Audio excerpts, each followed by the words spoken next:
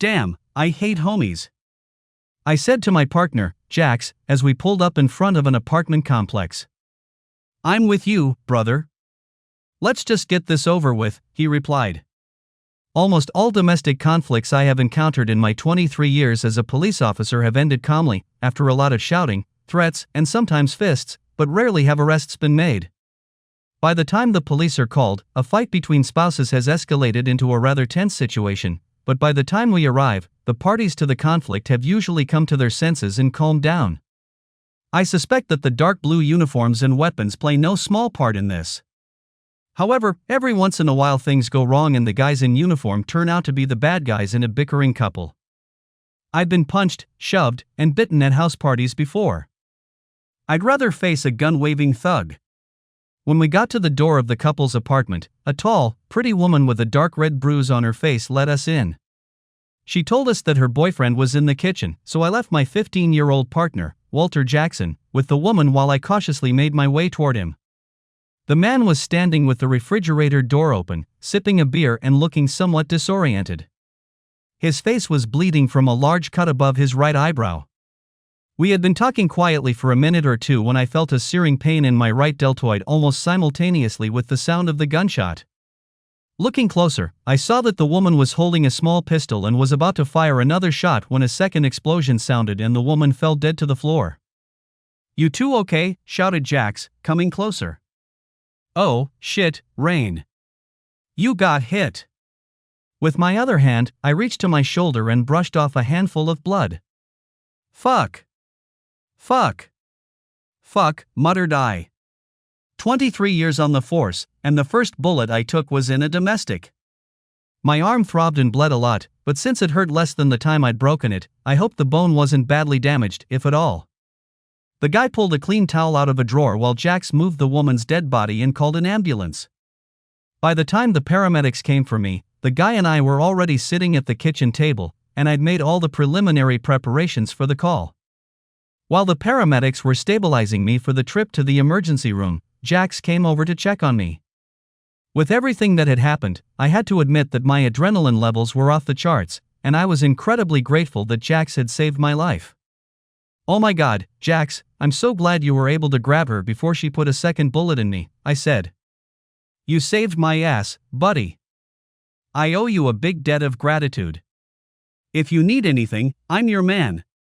Although Jax saved my life, he got a 3-day jail sentence for actually creating the situation.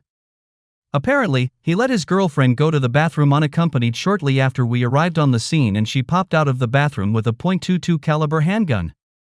It took me about 2 months to return to duty as the small caliber bullet only grazed the bone, but when I returned, Jax was no longer my partner. He had served his 25 years in the service and retired. I tried to talk him out of it, but he said he was sick of all that shit and wouldn't be on the force anymore. God damn it.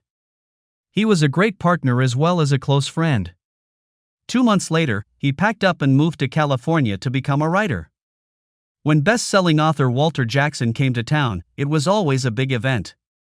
One of the TV stations in town always wanted to talk to their favorite son, and wherever he came, people always came up to him for an autograph, often with one of his books in hand for him to sign.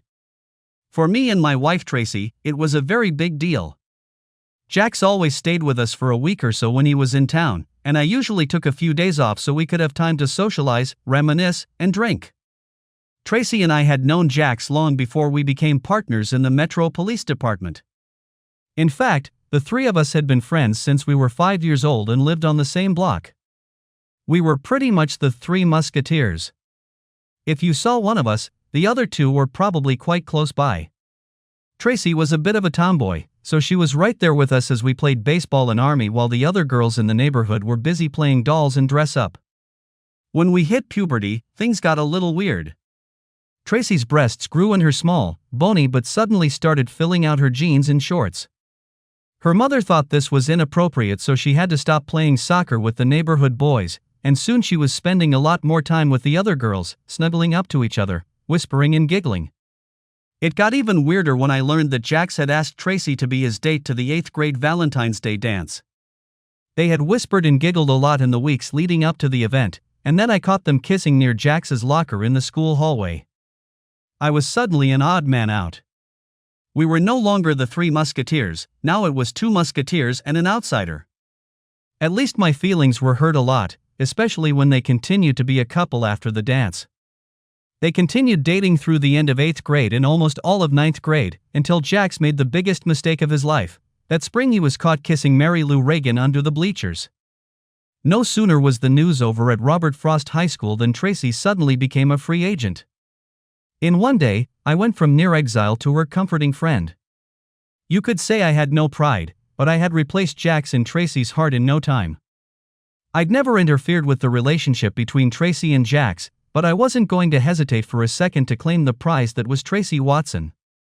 Within a week she was already my girlfriend, and I didn't feel the least bit guilty about it. When Jax's infatuation with Mary Lou ended a month later, he tried to convince Tracy to go back to him, even though he knew she was with me. It was the only time he and I had argued in all the years of our friendship.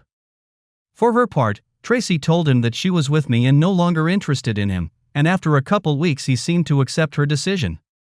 Over the next 6 months he gradually came back into our friendship. Jax was my best man when Tracy and I got married 6 months after graduating from Michigan State University. He had already been on the police force for 2 years when I joined right out of high school.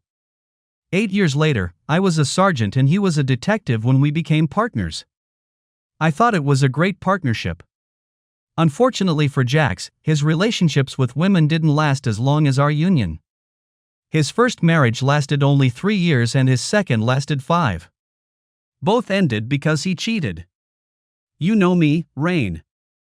I like variety. One woman gets boring after a while, he told me one day as we were driving around town. Tracy is a wonderful woman, but I don't know how you do it. Just one woman, wow. Despite his inability to keep a woman, Jax remained a good friend to both of us and was also a very good uncle to our 2 children.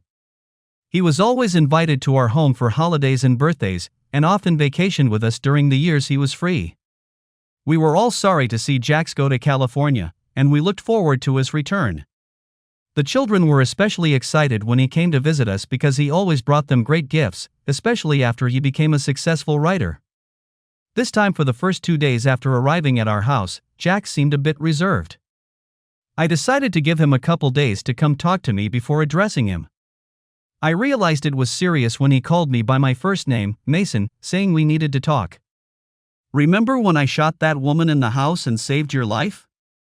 He said quietly as the 2 of us sat in the family room watching TV while Tracy made dinner in the kitchen. How could I have forgotten about that? You bring it up every day when you come to visit us or we come to visit you, I said, chuckling at what had become a familiar joke. I need to do you a favor you owe me, he said, leaning toward me from the chair he was sitting in. I'm dying, Mason. For real. The doctor says I have about a year to live. An inoperable tumor in my brain. I stared into his eyes. Jax could be a great joker, but I could tell by the look in his eyes that he wasn't going to put me in harm's way. What do you want from me? I answered as seriously as I had never answered anyone in my life. I want to take one last trip around the world and use it to write my latest book. I want to take Tracy with me to share my adventure and be my transcriber, he said. Wait a minute. It sounded like he was asking me if he could take my wife on one last trip around the world before he died. He couldn't seriously be asking me that, could he? You told me, whatever you need. I'm your man. Remember? He said. I felt dizzy. My stomach felt like I'd been stabbed. You can't be serious, whispered I never promised you my wife. I couldn't and wouldn't promise her to anyone. I've already talked to her, Rain. She understands what it means to me, and she said she's okay with it, Jax said quietly but seriously. No. No. No. No. I don't care what she said. You're not taking her with you. I promised you anything. That doesn't say anything about anyone, I said. Don't be ridiculous. But you promised me, Jax whined. You promised me that after I saved your life, you'd give me anything I asked for. I know it's a lot, but I only have a year. After that, I'll die, and she'll be yours forever. Did you hear yourself? I promised you everything. To no one. And I'm not giving you my wife for a year. I'm sorry you're dying, but I'm not going to give my wife for a year to you or anyone else, I said, my voice getting louder. You promised him, Rain, however you want to present it. And since he's dying, I'm going to keep that promise, Tracy said, standing in the doorway of the room with her hands on her hips. I looked into my wife's glowing eyes with madness. It still hadn't happened. He's asking me to give you up for a year. I didn't expect anything like this. No one could have anticipated anything like this. But I never promised him anything, I argued with Tracy. I'm not going to let you do that. You don't own me. I'm leaving. Tracy practically yelled at me before she left the room. Why did you save my life if you were going to destroy it later? I asked Jax.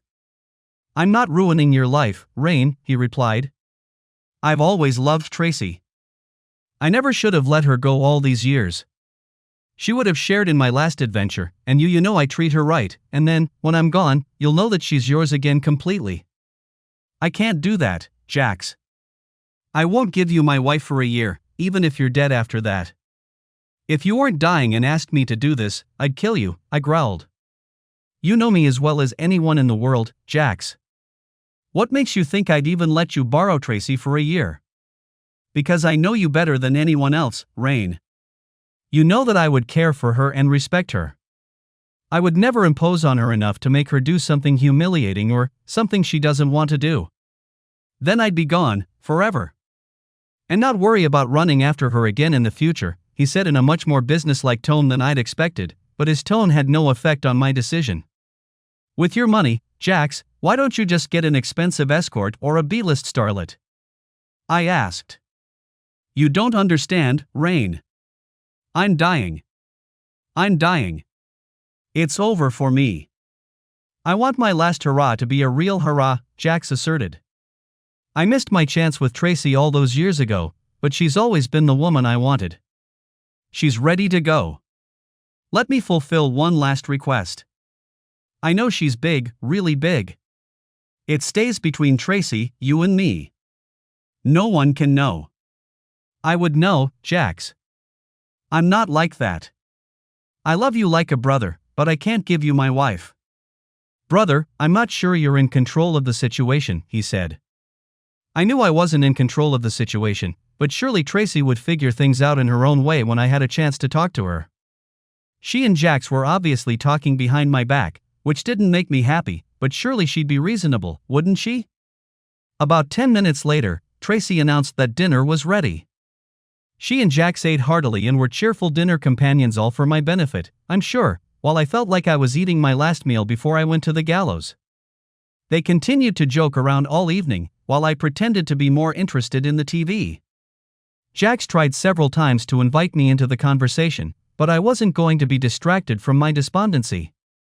Finally, around 9 p.m., Tracy announced that she was ready to go to bed, which was a hint to me that it was time to talk.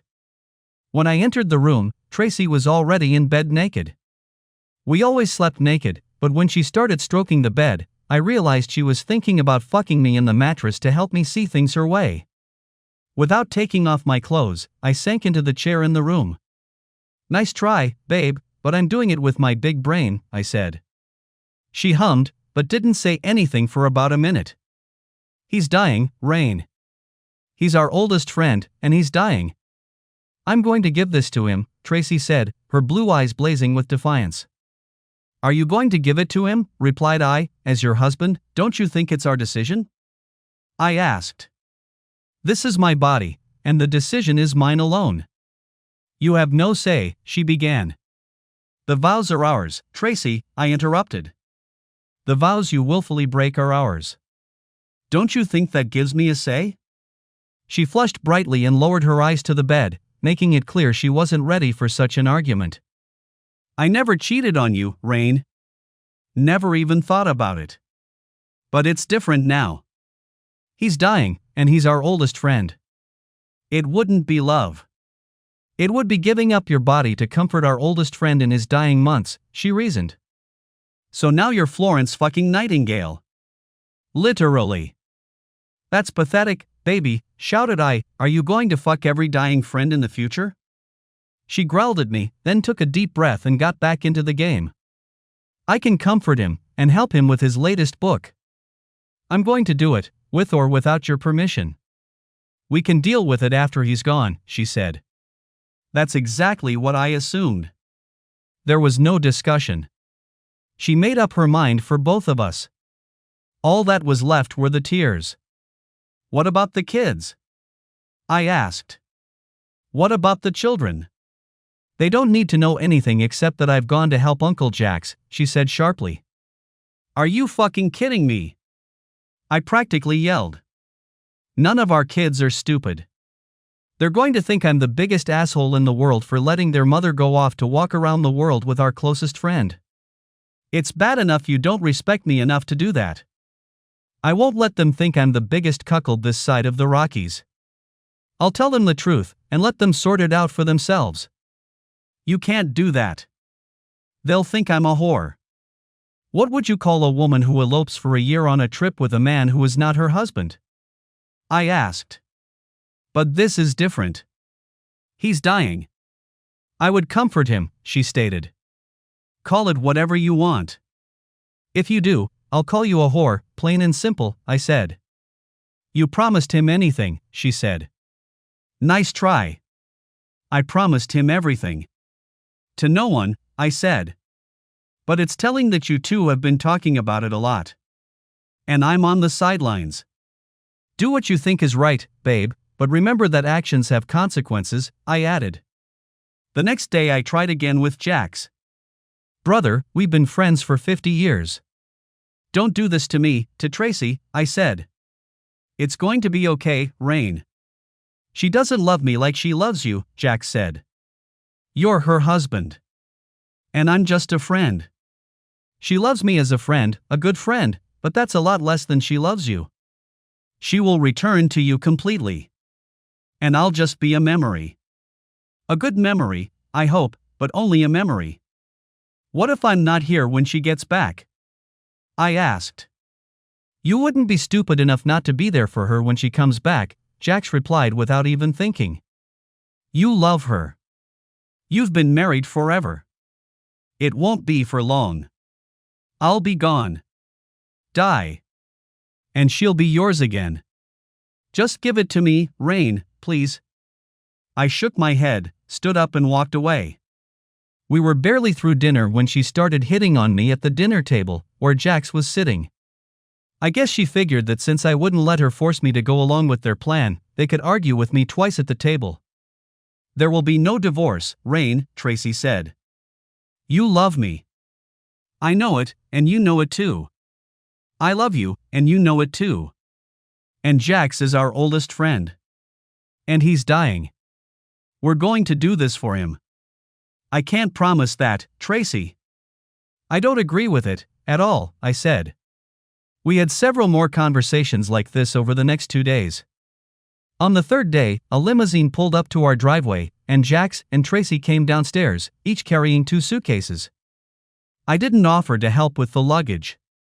So that's the way it's going to be, huh? I asked. My wife and my best friend are playing house around the world, and I'm just supposed to wait here like a dutiful cuckolded husband.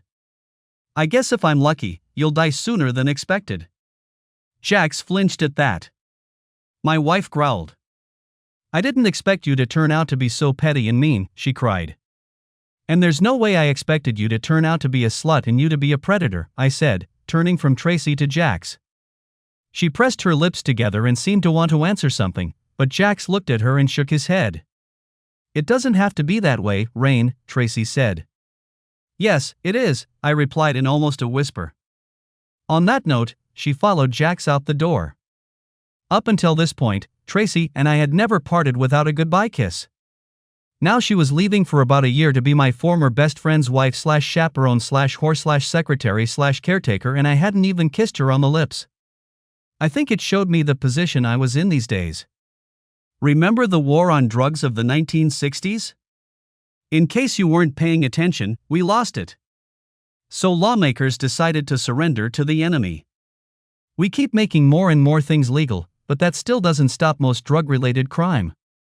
We were on the verge of a major cocaine bust that would slow down traffic in our area considerably for a while, so I was very busy at work for the next week. Since no one was waiting for me at home, I was able to work as much or as little as I wanted, which kept my mind off the fact that Tracy had gone off with Jax. It had been 5 days since they'd left, and I hadn't heard from my wayward wife. To be fair, I hadn't called or written her either, but then again, I wasn't the one who'd left. "Hi Daddy, how are you doing?" My daughter Stella asked, calling me as I watched TV that evening. "Do you miss Mom yet?" "No, baby, I don't miss your mom per se, but I do miss having someone else with me in the evenings." "I'm thinking of getting a dog for company," I replied. "You think she'll be gone for a year? Do you think Uncle Jax has that much time?" she asked. "At this point, he could die tomorrow, and I don't care. And at this point it's not going to help our marriage anyway." "Wait. What, are you talking about a divorce?" "But Mom said you let her help Uncle Jax," Stella cried. "Really? Is that what she told you?" I asked. "Come on, Stell, you know me better than that. I wouldn't let my wife run off to playhouse with Uncle Jax for even 3 days, let alone a year. You think she's going to sleep with him?" "I thought she was just going to help him with his book and medication and stuff, you know, like Girl Friday," she said. Admittedly, I was shocked at how naive my 32-year-old daughter was. "He didn't need your mother to babysit him and take notes and sort out his meds, Stell." "Don't get me wrong," I said.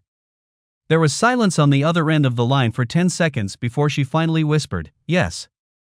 Yes. I'm sorry, Daddy." "Me too, baby." "Me too," I whispered back. 2 days later I got my first call from my wife, and it wasn't just a joyful call to catch up with her. "You bastard. You told our daughter I was a whore."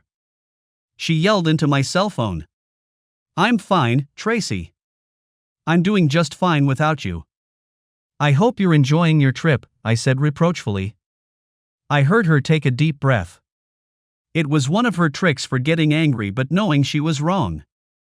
"How are you really?" she asked in an annoyed tone.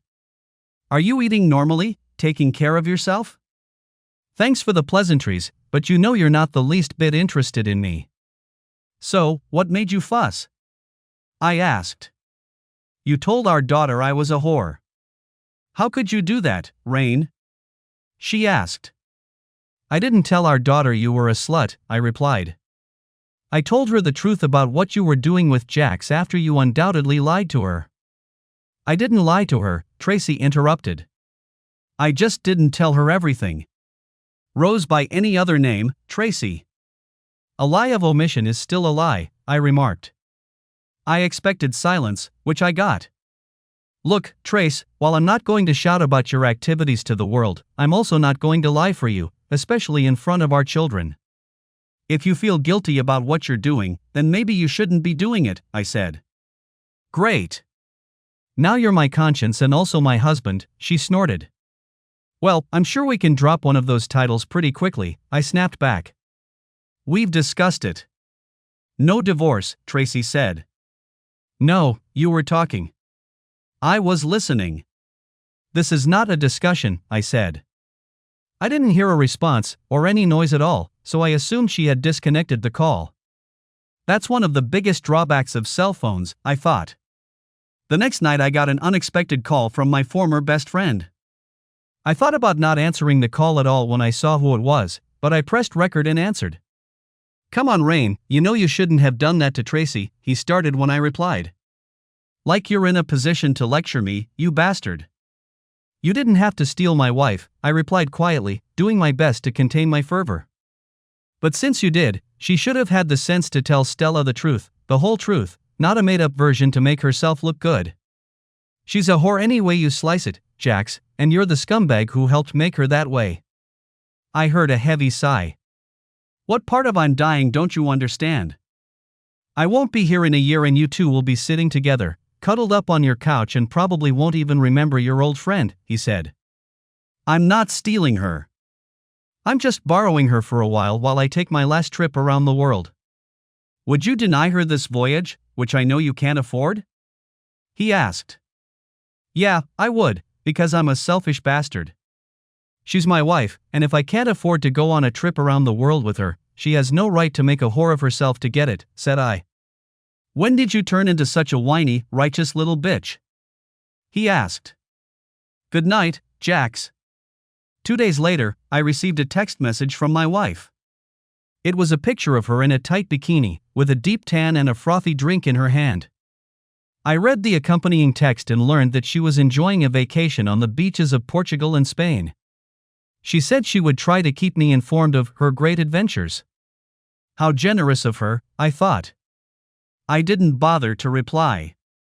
Apparently she wrote to our kids too, because they both mentioned receiving pictures from her in the phone calls I received the next day. Stella at least had the decency to be a little upset when we talked. Working in the police force, you meet quite a few people from all sorts of backgrounds, including lawyers. To be honest, I don't have as much trouble with them as most people do, although I have a large stock of lawyer jokes. Lawyers, like journalists, are a necessary evil, but it's best to keep your distance from them whenever possible. However, I needed a good lawyer at the time, so I called my buddy, a prosecutor, and asked him who he used as a lawyer when he was getting divorced. Twyla Caris was probably a serious fox in her day, because in her 60s she's still a goddess. She was wearing a rather tight black sweater dress during our first meeting, and I have to admit that my concentration probably wasn't as focused as it could have been. At least I managed to keep myself from staring at the gold necklace that was draped around her neck and dipped fairly close to the opening of her somewhat low-cut front. Her steely blue eyes practically glowed in their hollows as she reached forward to shake my palm firmly. Alex Middleton said you're a good man, and that entitles you to move up a couple steps on the ladder, she said as she sat me down at the wooden desk in her large office. What can I do for you? To avoid embarrassing myself by choking on my saliva, I focused completely on her intense eyes as I recounted my grief. She took notes and looked at me sympathetically a few times as I spoke. So neither of you have children to worry about? She asked. No, they're grown and living on their own now. It's just the two of us now. Well, I guess it's just me alone, I said, more than a little embarrassed. I never thought something like this would happen. I loved her with every fiber of my being, and she went with him. I don't care that he's dying. She's my wife. My wife. And I don't feel the least bit guilty about it. We made a vow to each other, and I'm sure it didn't include a timeout clause for dying friends, I commented. I told Ms. Caris that I wanted Tracy to be served as soon as possible. I could see the wheels turning in her head as she looked at me. She told me that with no plan of action for these two, getting her somewhere in the world would be extremely difficult and very expensive. I need to look into some things, but I think you need to slow down and let things happen more organically. While she's out of the country, the courts won't do anything, so you have plenty of time to sue her. In fact, I would recommend that you don't do that until she comes home. Admittedly, I was puzzled by her carefree attitude, but I noted that she looked like a shark when she smiled, and I was taken aback by the coldness in her eyes as she made some notes in her notebook. The kids and I continued to get occasional messages and pictures from Tracy from different places. I looked at them, but never responded. I knew the kids had started texting Tracy, but mostly kept their messages to themselves, trying to minimize my pain. I'll admit, I felt like they were both betraying me, but the truth was Tracy was still their mother, and keeping in touch with her was probably the right thing for them to do. Of course, I assumed that Tracy was sending me messages and pictures to try and keep us connected, but sending pictures of her and Jax looking like a happily married couple was completely wrong. Pictures of the two of them hugging, snuggling up to each other, or her sitting on his lap and smiling, did nothing to make me feel closer or more condescending to my wife. I also noticed that Tracy was now wearing a different ring on her left hand than the rings I had given her for her engagement and wedding. I first noticed this in a photo of the two of them sitting in a chair with Tracy holding a champagne flute in her left hand. Of course, I enlarged the photo to see it, and spent the next 5 minutes yelling in rage at all four walls of the room I was sitting in. It was probably a good thing neither she nor Jax were in front of me, or I might have ended up in jail. Every blue moon, Tracy would call and leave a message, and so would Jax. They both kept telling me that Tracy's time with him was special and she would totally come back to me when Jax left.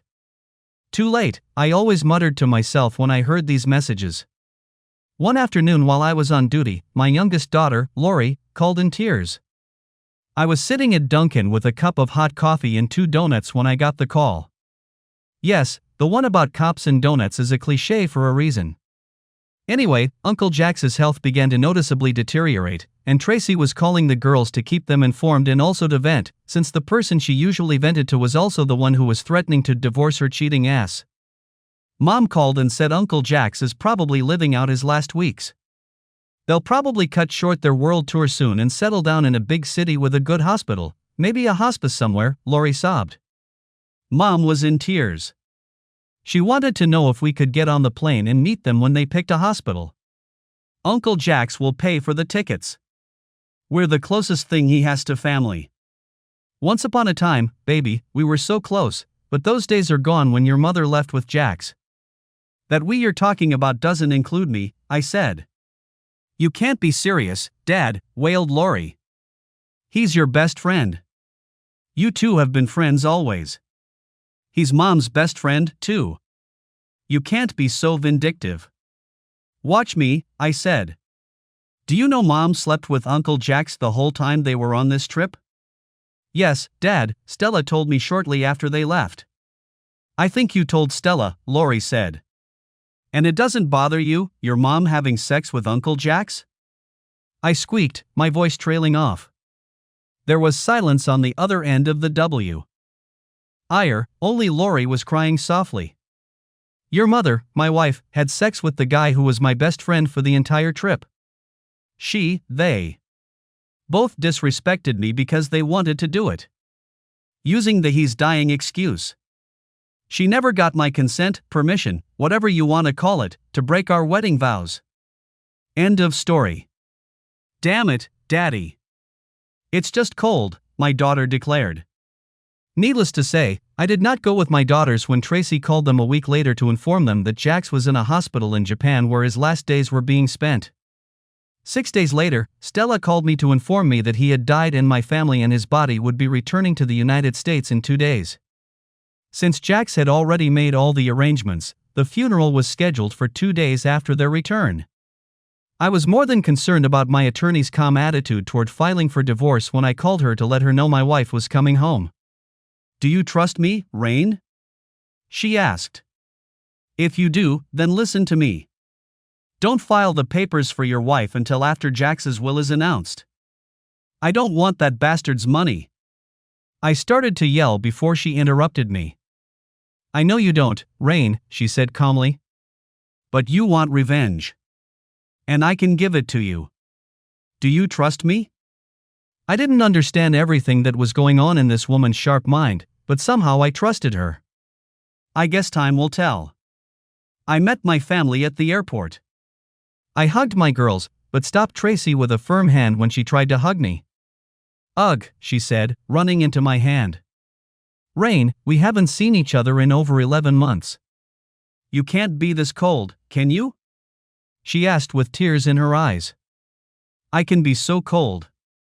I watched my wife walk out the door with another man to have sex with him for a year or so until he died, I growled. Are you still on it? She whined. It was just sex with a good friend. I didn't love him like I love you. I was comforting him. He was dying, you bastard. You just keep telling yourself that, you delusional bitch, I replied. The funeral and burial took place locally. Since Jax was a 25-year member of our police force, the guys gathered in full force and the funeral was honored. The local press was out in full force, and even a couple of national news crews.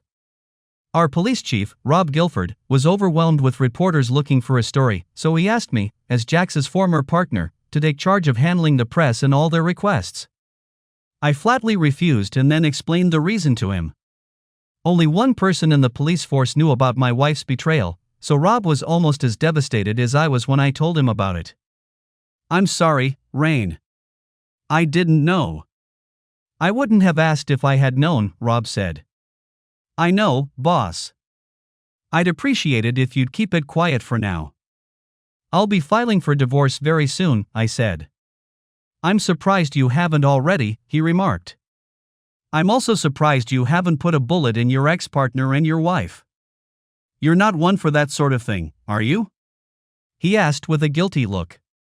No, but I'm also not the kind of guy who wants to play throw the soap in the shower room in prison. Ex-cops don't usually do well inside, you know, I replied. However, the eulogy had to be given by me as his former partner. I know it made my wife very nervous imagining what I might say. Several times, while I sat at my desk at home and worked on my speech, Tracy lurked in the background. Don't worry, Trace, I'm not going to give you two away for the scumbags you've become, I wheezed. Not for his sake or yours, but for the boys. They shouldn't be caught up in your web of questionable behavior. Anger flashed in her eyes, but she decided it was to her advantage not to make me even angrier than I already was and walked away. The post-funeral luncheon was held at the local pal club. There were several large photos of Jack scattered around the room on lecterns, most of which were taken while he was on the police force, but there were some that showed him as a successful writer and celebrity. Tracy wanted to use a picture of Jack's that she took while he was writing at his computer during their trip, but I vetoed that. Unless you've told a bunch of friends about your adventure, only 2 people on the police force know you're a disgusting whore, and neither of them will turn you in out of respect for me. You've made me a cuckold. You're not going to make me a pathetic wuss as well, I declared. Tracy and the girls were shocked when I told her she would be sleeping in our guest room when we got home. I moved all of her clothes out of the master bedroom a week after she left. They protested for a few minutes until I threatened to drop them all off at the bus stop. I'd been living alone for almost a whole year now, ever since my beloved wife left me for another man, I said. My beloved daughters have come over for a couple days, but mostly I'm alone. I come and go as I please. I live my life the way I want to. You've lived your life as a world-traveling whore. Well, welcome back to the real world. How can we rebuild a relationship if we don't even sleep together, wailed Tracy. We have to reconnect and go back to the way things were. Yes, you say that, but I can't believe that after all this time you didn't know me enough to realize it would never happen. You ruined our marriage. You were promiscuous with another man. Uncle Jax was dying, Daddy. Started Stella to say before I interrupted her. Have any of you girls ever told your husbands exactly what your mom did during the year-long break in our marriage? I asked sharply. Hearing no reply, I continued. Why not, girls? Because you know your husbands wouldn't approve? Because there's no way any of them would let either of you do what your mother did? Why is my wife allowed to be a Lucilla and their wives are not? We drove in silence most of the way until I told Tracy about the new sleeping arrangements. The girls returned to their husbands a few days after Jax's funeral. The house was as quiet as it had been when I was alone. I was used to quiet when I was alone, so I didn't feel the need to disrupt my routine when Tracy came home, especially since I had nothing to say to her.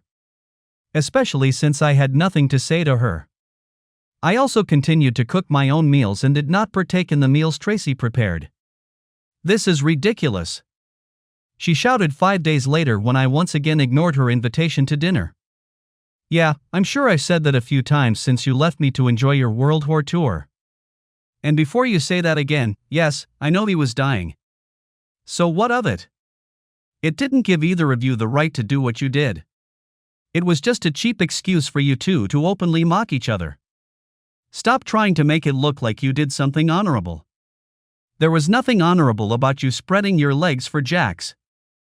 I had the feeling that Tracy had never apologized for her infidelity. I knew she felt no remorse for the act. Hell, she hadn't even apologized for hurting me with her betrayal. Could she really be that deluded, that self-centered? Almost a year spent traveling the world with another man has given me all the answers I need. Since Jax had no immediate family and knew he was dying, he had already prepared his estate and will by the time he died. The reading was scheduled for just 3 weeks after the funeral, and the only people who received special invitations were members of my family. I assumed that we, or at least Tracy and the girls, would likely inherit most of his estate, which I estimated at several $1 million. As I told my attorney, I didn't want any of his money because I believed Tracy had earned it on her back. Nevertheless, she told me to attend the reading and keep my mouth shut no matter what happened. Promise me, Rain. Promise me you won't say one disparaging word to anyone during the reading. Anything you want to say, you can tell me at our meeting the next day, Twyla said. I promised. Unhappily. But I promised. The kids came home for the reading of the will, so we had a house full of spouses and grandchildren. Tracy made the exact point that it would be much more convenient if she moved back into my bedroom and gave the guest room to the grandchildren, but I vetoed that right away. There's no way she's going to get a chance to try to convince me to let her back into my life. When I read the book, I wasn't surprised that Jax left each of my girls $1 million trust fund. They considered him an uncle and he had always been very kind to them over the years. He also left $1 million to the United Way and another $1 million to St. Jude Children's Research Hospital. There were several other smaller bequests, and I could see Tracy practically twitching in anticipation as each bequest was announced. The attorney then announced that the next will dealt with the remainder of Jax's estate, $8.4 million in his home near Sacramento. And it went to me. Tracy squealed with delight and I sat at the conference table in shock. I started to say something, but somehow I remembered the promise I'd made to Twyla and kept quiet. Tracy stood up and moved to hug me, but stopped when she saw my gaze. The lawyer interrupted our silent conversation by almost forcibly shoving an envelope into my hands. I tried to pull my hands away, but he wouldn't let me. You really need to read this, Mr. Rainwater. It might make you think differently about some things, he said. The kids were hugging me and crying. My two sons-in-law grinned like Cheshire cats. Tracy was grinning from ear to ear. I felt like I was living in a scary dream.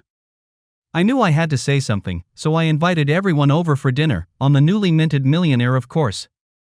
During the meal, I sat at the table mostly in silence. I don't think anyone was interested in what I had to say. Everyone seemed satisfied. Twyla was enlightening, to say the least.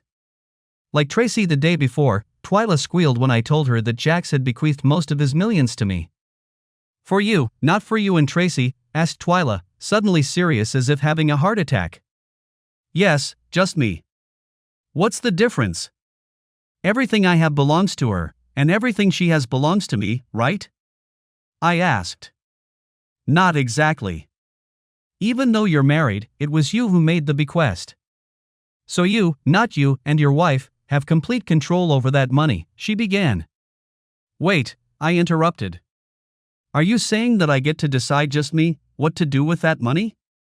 That's right. And since you said you didn't want to keep the money, you can give it away, but remember, you'll have to pay taxes on it first. Remember when I asked you not to file for divorce? Here's the reason. You can give the money away. But if you filed for divorce, the money would be included in your estate and divided in half. So pay the taxes, gift the money, and then file for divorce 6 months later. Then you would have to divide all the property you have, but the bequest would be gone. Sound like a plan? Twyla smiled flirtatiously. Oh, did you know that there's a foundation set up by a private group in the state that helps widows and children of police officers killed in the line of duty? Genius. Pure genius, I said in genuine amazement. Yeah, and maybe you go on your own vacation so no one can find you until you get it. Sell the house, pay the taxes, and use that money to fund your vacation, she said. How did you know he'd leave the bulk of it to me and not both of us? I asked. I didn't know, but it seemed logical to me based on what you've told me about him. I figured he would feel so guilty to you that he would leave the money to you alone as a gesture, expecting you to split it with his wife in the divorce he knew was coming, Twyla reasoned. He never thought you'd have the intelligence or patience to see it through. Thanks to Twyla and the tax expert she enlisted the services of, I managed to get things done well, but very quietly. A couple weeks later, returning to the house after another day of work, I found Tracy staring at her phone and crying as she flipped through the photos, obviously lost in grief. It shouldn't have surprised me that she had a treasure trove of photos from her adventure. After all, she had sent me and the girls many pictures throughout the year. I pretended not to notice anything and went upstairs to change, but another plan was already brewing in my head. My wife was like a 15-year-old girl with her cell phone. She was constantly talking on it and it was never out of her sight except when she was taking a shower, which she did every night before bed. That evening, as soon as I heard the shower running, I went to the guest room and got her phone. I have to admit, I was surprised that it wasn't password protected. I went into the Photos app and deleted everything, grinning to myself like an evil bitch. A few minutes later, I was still giggling in the family room as I deleted all of her trip photos from the cloud. Just as I was finishing up, Tracy walked into the room with a towel wrapped around her wet hair. As usual, I didn't greet her. We rarely talked, except to exchange information. Not that she didn't try to talk to me. "What's so funny, Rain?"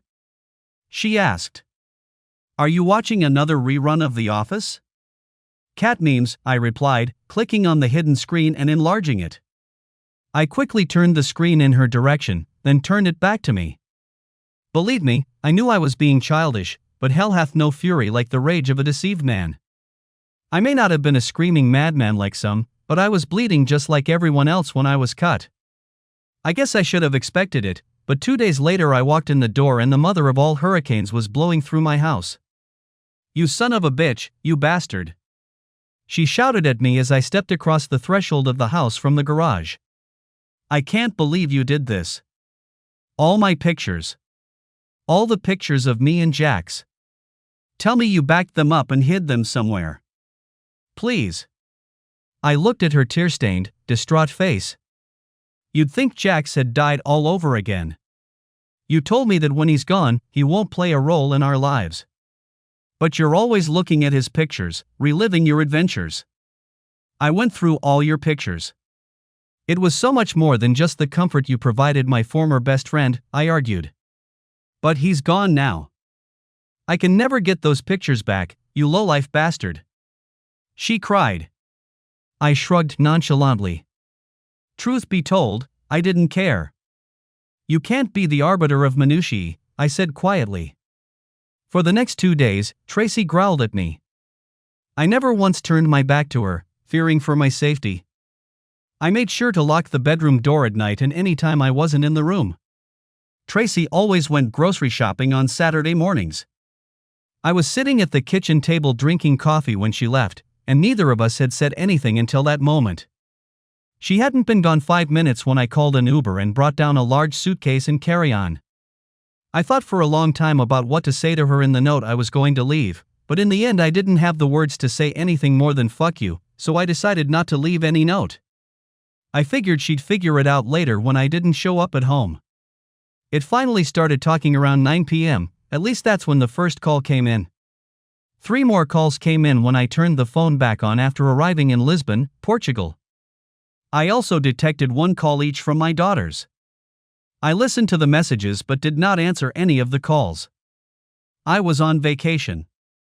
Since Tracy hadn't returned to work after her vacation, I knew she'd be at the house Monday morning when the bailiff showed up. Over the previous 6 months, I had done all the clichés of divorce, split our finances and canceled our joint credit cards. That would be more than enough for her for a year if she didn't do something stupid like buy a Lamborghini. Twyla called me around 4 p.m. Lisbon time. I was sitting in a small cafe enjoying a dry red wine and 2 kinds of cheese when my phone rang. According to my server, she didn't take what was going on very well, Twyla said after we were done with pleasantries. She especially didn't take it very well that you filed an adultery claim, even though it has no bearing on the settlement. The pictures of the 2 of them engaged in adultery shook her up pretty badly, my server said. "Did you send them to my daughters and also separately to my sons-in-law as we discussed?" I asked. For some reason my girls think her sex with Jax is a mission of mercy. I wanted to make sure they saw her showing mercy. And I wanted my sons-in-law to see what their wives consider mercy. There should be some very interesting discussions in these homes tonight. I did as my client told me to do, with appropriate wording, Twyla said. "Thank you," I said quietly. I'm not proud that I did it, but I'm tired of being called the bad guy. She cheated, but somehow the bad guy turned out to be me. I was deeply tanned and well rested when I returned to my house 8 weeks later. Tracy ran into the kitchen, but stopped abruptly when she saw my face. "No, This was not the happy reunion she had hoped for. I don't know about you, but I enjoyed Portugal and the south of France the most, I said. But I probably could have enjoyed it more if I'd taken a shagger like you with me. She stared at me for a moment, then wrinkled her nose as if she smelled something wrong. Have you finally calmed down? She barked. Now we can stop this nonsense and get back to our place. You know I'll do anything to make it up to you. Why in God's name should I want to get back together with us? Apparently it wasn't very nice if you could just take off with another man for almost a year, I said. R. He was dying. He was our best friend. It was the least I could do to comfort him, she said, her voice getting louder and louder. That tired argument has lived longer than Jack's. Just because he was dying is no reason for you to unilaterally decide to fuck him for a year. You were my wife. We took vows. You don't own my body. It belongs to me. I say who gets it and when. She shouted. Wrong. We owned each other's bodies when we took our vows, giving up everything else, I said. She tried to fight the divorce and ended up hiring an attorney. The first thing her lawyer did was ask for an accounting of all of our assets together and separately. Only a day later, her lawyer called Twyla and asked where I was hiding the money Jax left me, the lawyer informed me. That money has been gone for months, Mr. Robertson. My client didn't want to enrich himself with the money his wife made from prostitution, so after paying his taxes, he donated it to the State Police Widows and Orphans Fund, Twyla told him. He can't do that, shouted Tracy's lawyer. That money belongs to both of them. He just can't spend it as he sees fit. In fact, they both had access to the joint account at the time, but the most important thing to consider is the fact that the money was left directly to my client, not to my client and his wife as a marital unit. I suppose she has the right to challenge it, but considering the gift has been sitting in the charity's account for more than 6 months, she's going to look like the real Grinch who stole Christmas, Twyla said. The charity's lawyers have carefully considered this matter before accepting the gift. And we will not hesitate to take this to the press. My phone started ringing off the hook about an hour after Twyla called to tell me about her lawyer asking about money. I hadn't responded to her attempts to contact me since she went on her adventure, and I saw no reason to change my policy. So, on after, my kids started calling, and even though I knew what it was about, I answered anyway. Gosh, Dad, you didn't give away all of Uncle Jax's money, did you? Seriously, half questioned, half shouted Stella into the phone. Of course, Stell, I replied, brightening up. The people at the foundation were absolutely thrilled. And it seemed to me that Jax would have been pleased with the donation, too. But Daddy, you know he'd want Mommy to have some of that money. He loved Mommy, Stella wailed. And here's the rub, baby. He loved my wife, and she loved him back. My wife. I think you're allowed to love whoever you want, but you should know that when you love someone else's spouse, things can go wrong. And as for her, I was the only one she was supposed to love. That way. She crossed the line. She disrespected me. Why do I have to explain this all the time? I said. I moved into the apartment a couple of days after I got back from vacation, knowing that as soon as she found out I'd spent Jax's money, there would be an immediate uproar. It turned out to be a wise decision. After that, rumors started flying about me donating money. Most of my friends in the police force thought I was crazy. I spent a lot of time explaining my thoughts to the guys and also to other people when they asked me about it. I was surprised that so many people felt entitled to give me their opinions on how I spent my money. Because of this, I didn't go out much after my return. My life became work and home. My girls didn't visit me at all, resenting me for suing Tracy and giving Jax's money away, but my sons-in-law visited me from time to time. Lori's husband, Grant, visited me secretly, and Stella's husband, Abel, bluntly told my daughter that he wasn't going to leave me because Tracy was a whore. He told me that his marriage to my daughter was on thin ice because of her continued defense of my cheating wife. I'm just wondering when my day will come, Dad, he told me one evening as we drank beer on my patio. She needs to know what Mom did was wrong, and I hope she's just expressing support rather than agreeing with what Mom did, Abel said. Twyla stopped by one evening with a bottle of Glenmorangie single malt wine and a 5,000-piece puzzle. I know you're not officially divorced, Rain, but there's a whole world of good women out there looking for a nice guy like you. You should get out there and dip your toe in the pond, so to speak.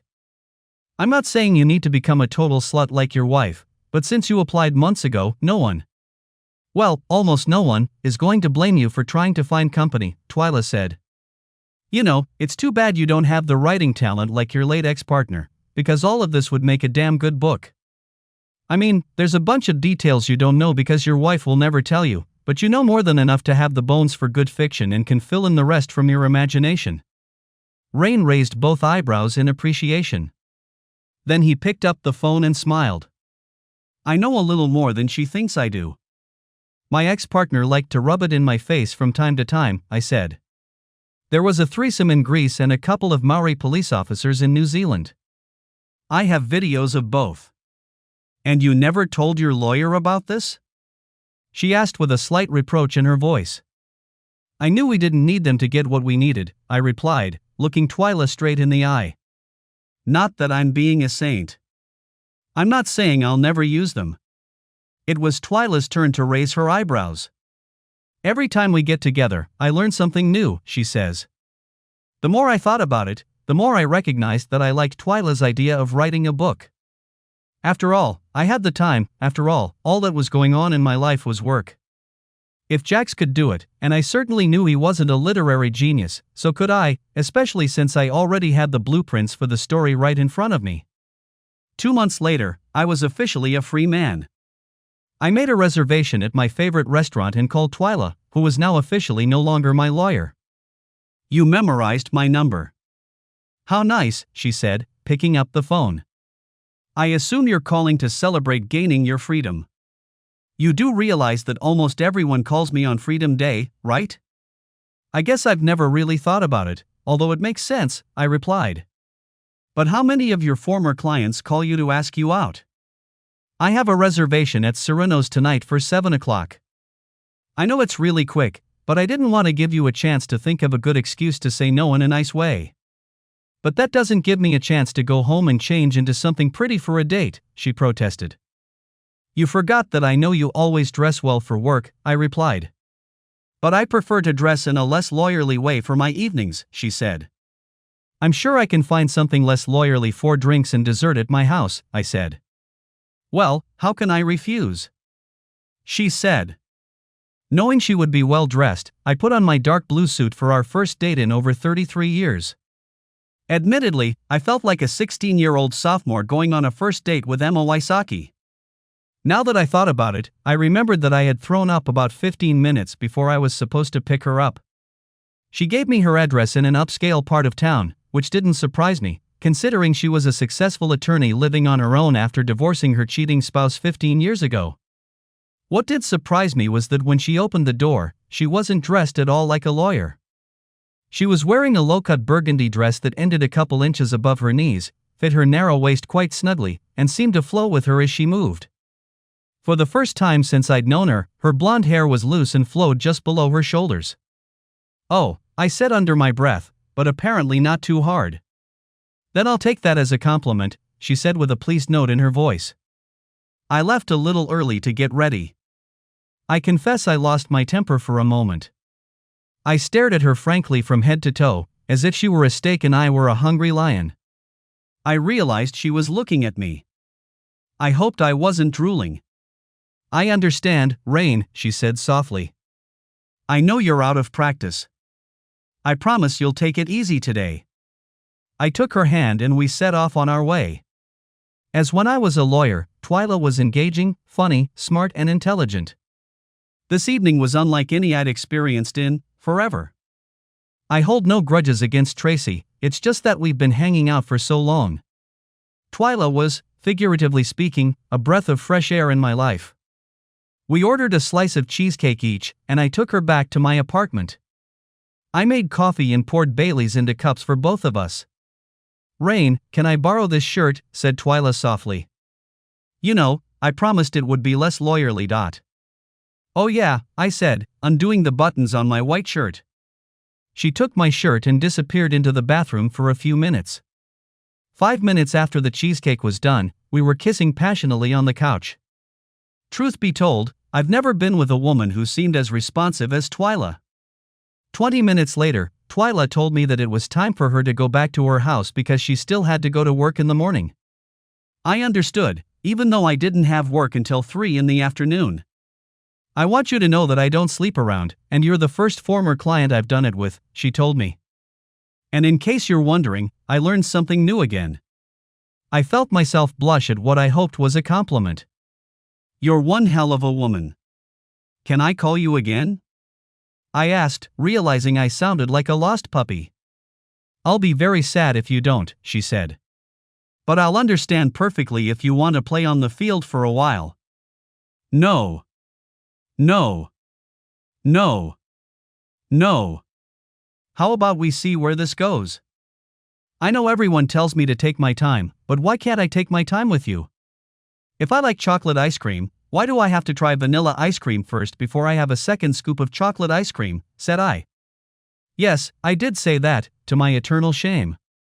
But she giggled, and then said she was okay with it. We made a date for the following Saturday night, when I had the night off. Writing a book was so far removed from me that it was ridiculous. Sure, I had written hundreds of reports in my career, but that was the end of my writing experience. I've also never written anything in the world of fiction. Police reports are straight nonfiction. Just the facts, ma'am. No style. Grammar was good, but not required. Lucky for me, I've read my fair share of fiction, including all 6 of Jax's books. Like I said, if Jax was able to do it. One of my advantages over Jax was that I had lived the story, or at least most of it. Yeah, I didn't know Tracy's side of the story, but on the other hand, since it was fiction, I was really going to make it up as much as I could. I tried to play on the edge, but it didn't work. She turned my girls away from me. It was time to stop being the good guy. That meant I was also going to use Tracy's extracurricular adventures against her. Recounting the parts of the story I lived through was far from relieving. In fact, it was very painful. Sometimes I would write for 10 minutes at a time and then get up from my desk and break something, usually a coffee mug. When I broke the last of my 8 mugs, I went to Walmart and found a set of indestructible hard plastic mugs. I was only able to destroy 6 of the 8 before I finished the first draft. One way to keep my sanity is to overdo my slut's adventures. In addition to having sex with her dying buddy on a trip around the world, I'd made her have sex with 24 other men, including a threesome in her Maui weekend that Jax had sent me some pictures of. Knowing Tracy as I did, I was sure she had no idea that Jax had sent me those pictures. I think she'll find out. I asked Twyla to read me my first book. Lawyers are usually good with words. Besides, I trusted her opinion of good taste. I knew there would be places where I would cross the line, and I needed someone to bring me back periodically. The first thing she questioned was my choice of the name Tracy for the cheating wife in the book. She knew that truth is a defense against slander and libel, but calling the second main character by my ex-wife's name was almost an invitation to a lawsuit, which I would have had to spend money to defend against anyway. And you'll essentially declare yourself a cuckold, she said. You've kept it quiet while she traveled the world cheating on you, but if you do it this way, you'll be shouting it from the rooftops. I did it trying to protect my kids, but since they've jumped on Tracy's crazy train, I don't feel the need to be their offensive line. Let's blitz, I said. After 6 months of getting to know Twyla, I realized I had found the woman I wanted to spend the rest of my life with, and she didn't hesitate to say yes when I asked. 6 months later, we had a small wedding. I moved into her house and life went on for both of us, except I contacted Jax's publisher when I felt my book was ready. I wasn't too proud to use Jax's name and my connection to him. It was the least my former friend could do for me. His publisher liked the first few chapters and I sent the entire book to one of the company's home editors. She made 17,000 edits and had me completely rewrite 2 different chapters, but she ended up recommending the manuscript with great enthusiasm. I asked my in-house attorney, the newly renamed Twyla Rainwater, to negotiate some terms on my behalf, which really meant we accepted their first offer because I, as a newbie, had no leverage to negotiate. I think in the industry what I wrote is called a bodice ripper. The audience is mostly women over 40. Let's face it, no one under 40 reads books anymore. Nevertheless, my ripper sold out its first limited edition in a few weeks, and the publisher tripled the print run for the next edition. I'm not going to pretend to know anything about the book industry, but the publisher released 3 more printings of my book over the next few months. It became a surprise bestseller. Who would have guessed? How did you find out about threesomes and Maori boys, Rain? Asked Tracy quietly when I answered the phone a few months after the book came out. I know most of what you've written is pure mud to attract readers, but you definitely guessed 2 details, and I don't believe in coincidences.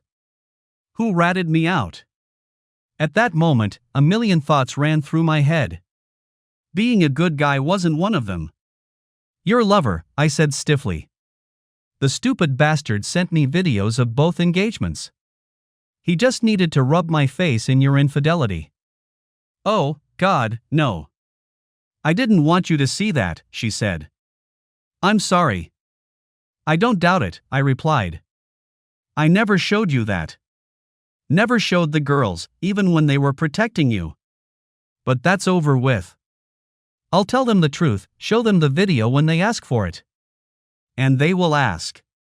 Is there anything I can do to keep you from showing the girls these videos? She asked. It was, but you didn't have the smarts to do it at the right time. That time is long gone now, I commented. It was a week before my youngest daughter called and she was beyond furious. I know it's fiction, Dad, but you knew when you wrote it that a lot of people would think it was Mom, and you made her look like the biggest whore in the world. I thought better of you, Lori read it to me over the phone. It's not all fiction, I said. Some of it was based on real events. I know you don't want to hear it, so I'll just send you the videotapes of the 2 events. I'll wait for your apology. Then you can send those videos to your sister and she can apologize too. I hung up and sent 2 videos. Together they lasted about 30 minutes. After about 35 minutes, my phone rang. I answered it immediately without looking at the caller ID. I'm sorry, Dad. I didn't want to believe Mom would ever hurt you like that. It's one thing to help Uncle Jax, but it's something else entirely, she said. Actually, baby, it was more than one thing when she was helping Uncle Jax. She cheated on me with him, and him being sick wasn't a good reason. She cheated on me because she wanted to. End of story, I spat out. I received a second apology about an hour later, accompanied by copious tears. I wished it hadn't happened, but it did. I didn't get rich directly from selling my book, but I did get rich when a major movie studio bought the rights to it to make it into a movie. In fact, they gave me enough that I could retire right away if I wanted to. And I did. The only reason I was still working was that the divorce delayed my retirement from the police force by 3 years. The movie was made about a year later, and I was paid a handsome fee as a script consultant. It took about 9 more months before the movie was released, and that's when the shit hit the fan. As Twyla explained to me, it's one thing to read the words. It's quite another to see the action. It's actually much worse. Oh, Daddy, did you really have to drive that far? My oldest daughter asked over the phone. I'm sure we've talked about this before, I corrected. Your mother has come this far. You're accusing the messenger again. I'm sorry, Daddy, she replied quietly. It's just that you and Twyla have a very good life, and she. Not so much. It's her choice, baby. Actions have consequences. She chose to walk out the door to go on a trip around the world with a man who is not her husband. I loved her. I warned her. She didn't love me enough not to do it. For some strange reason, she decided she could have her cake and eat it too. Hell, that's not how it works in real life. She ruined my life. If I hadn't found Twyla, my life would have been miserable. Your mother made her choice to throw me away. Threw me away. I don't spend 1 second of my life worrying about what her life will be like. She stepped in shit. Why is she surprised that her life smells like shit? The music in the background was getting louder and louder. Carnival in Rio de Janeiro is kind of like Mardi Gras in New Orleans on steroids. Twyla and I decided we needed to take our own trip around the world. Sorry, babe, but the music's getting too loud to keep talking. Say hi to everyone back home. We'll talk later, I said.